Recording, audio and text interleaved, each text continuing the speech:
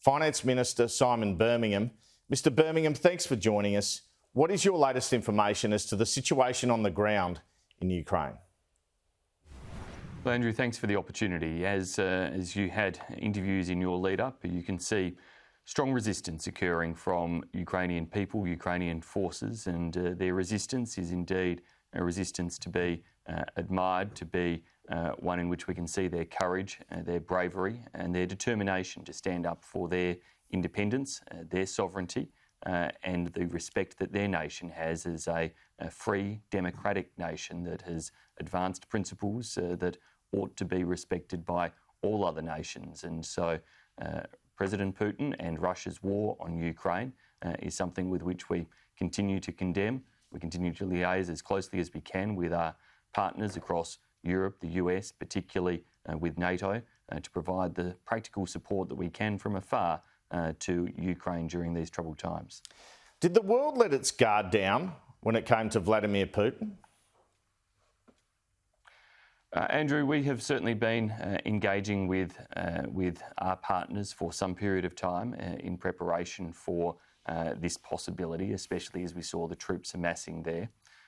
What is driving Vladimir Putin is a matter for him and for commentators, but we can see that there is obviously an attempt to increase power, to do so in the most violent and horrific of ways. And if you look at the broader global environment that has changed over the last couple of years, we can see that the increased assertiveness of China in terms of its actions in places like Hong Kong or the South China Sea.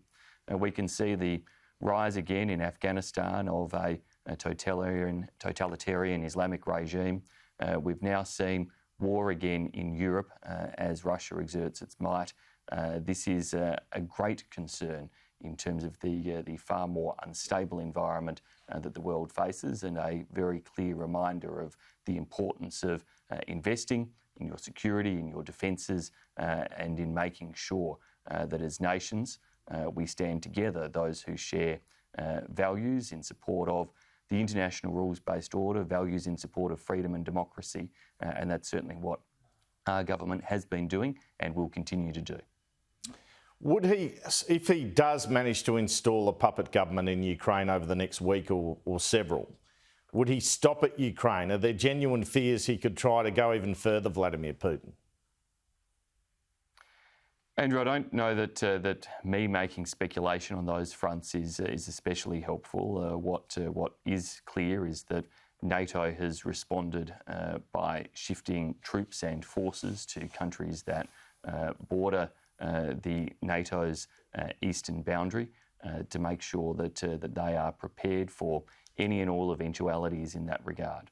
Now, the fact that they have done so shows that they wish to, at the very least, send a clear signal, as they've stated publicly too, that they will respond in a unified way with the strongest possible response were there to be an attack on any NATO country. Have Australian... It doesn't come to that. Are Australian sanctions now in place on Vladimir Putin himself and the Foreign Minister Lavrov? Those sanctions are being applied. The final bits of paperwork around those being settled, just as we have applied already now sanctions against hundreds of members of the Duma, against assistant defence ministers, against a range of different Russian oligarchs, against companies, against financial and banking institutions.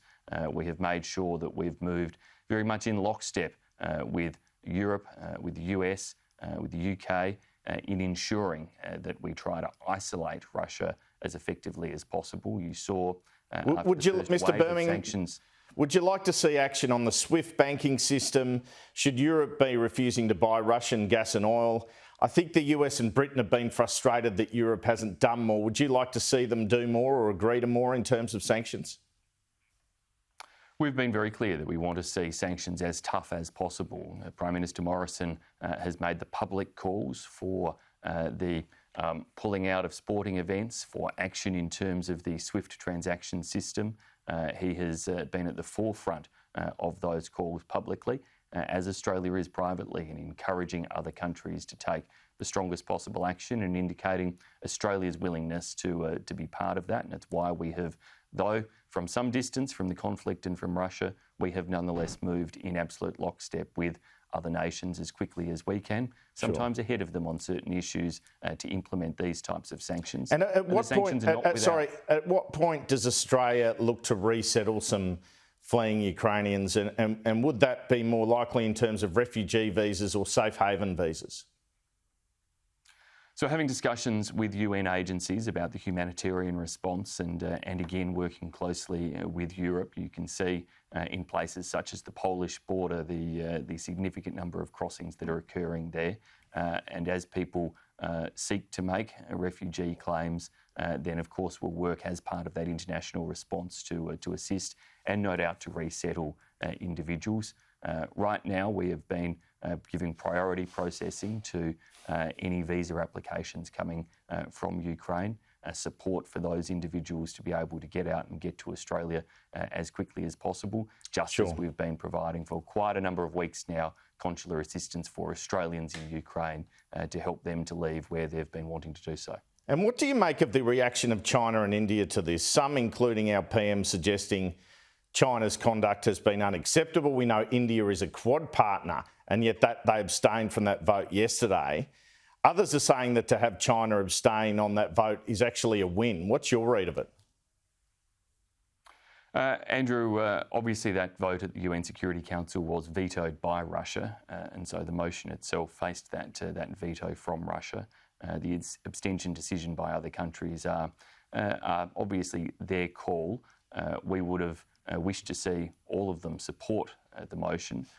We, of course, would wish them all to be taking far stronger language and action in terms of some of those abstainers, but we've seen from India that they have been unequivocal in calling for a cessation of violence, and they've made that call direct, that Prime Minister Modi has had discussions directly with the Ukrainian president. Now, in the case of China, what we've seen is excuses made and justifications acknowledged, and indeed financial or economic support even enabled. Now, those things are completely unacceptable. The excuses made or justifications acknowledged in terms of suggesting somehow that there were some legitimate territorial claims or that there were legitimate military concerns that Russia could have against Ukraine are completely unacceptable. Sure. Very look, clearly. just briefly, Mr. Birmingham, you look at all this and you look at how exposed Australia is, say, with China in the region. You see the potential for our self-reliance within an alliance arrangement we've had for decades to fall over. Is Australia exposed because we don't have our own nuclear deterrent? No, Andrew, we have very strong and powerful alliances, and of course what we have done as a government is to restore defence expenditure.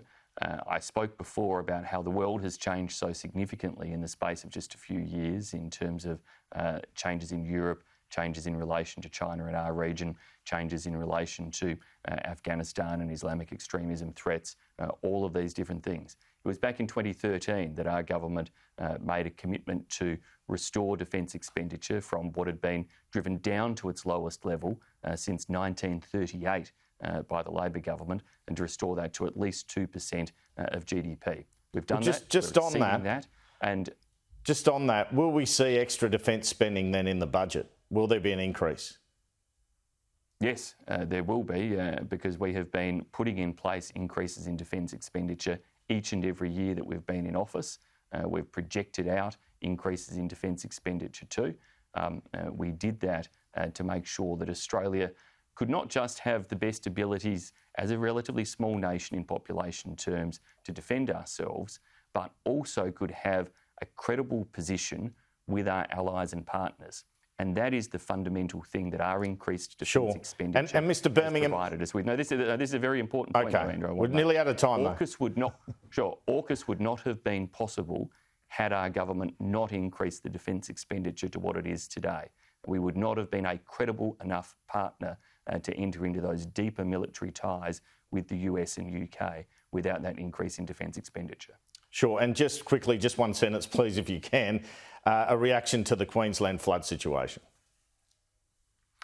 Terribly difficult times in Queensland. The Prime Minister and Minister Mackenzie, as the Natural Disaster Assistance Minister, have activated all the different levers to provide assistance to communities there.